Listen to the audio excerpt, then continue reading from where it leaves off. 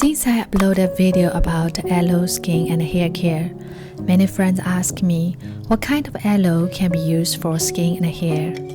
Actually, there are more than 400 kinds of aloe in the world. Today, I would like to share with you the 2 most common aloe on the market, and I also grew and use them for my own skin and hair care. The first one is aloe vera, also called Aloe barbadensis, produced in Curacao and Barbados. The leaves are large and narrow, with a lanceolate shape, gray-green in color, with spots, and the spots disappear when they mature. The leaves are 60 to 80 cm long and 9 to 12 cm wide. The leaf surface is covered with a layer of hoar frost. The tip of the leaf is sharp and the edge of the leaf is serrated. It can be used in medicine, beauty, and food. The second one is Chinese aloe, also known as striped aloe. It's a variety of Aloe barbadensis.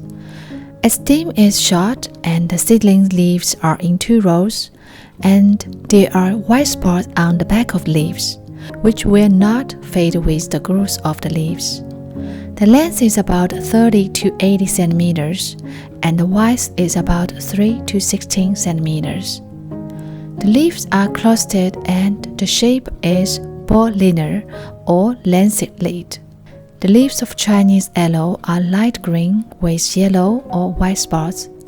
It has a high medicinal value and can inhibit cancer cells very effectively.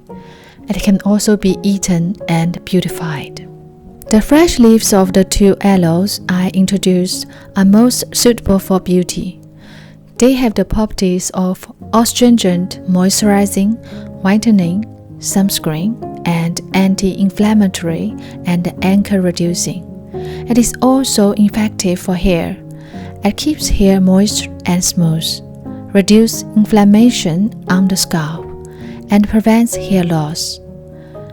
Aloe is usually placed at home not only to decorate the room, but also to remove indoor formaldehyde pollution.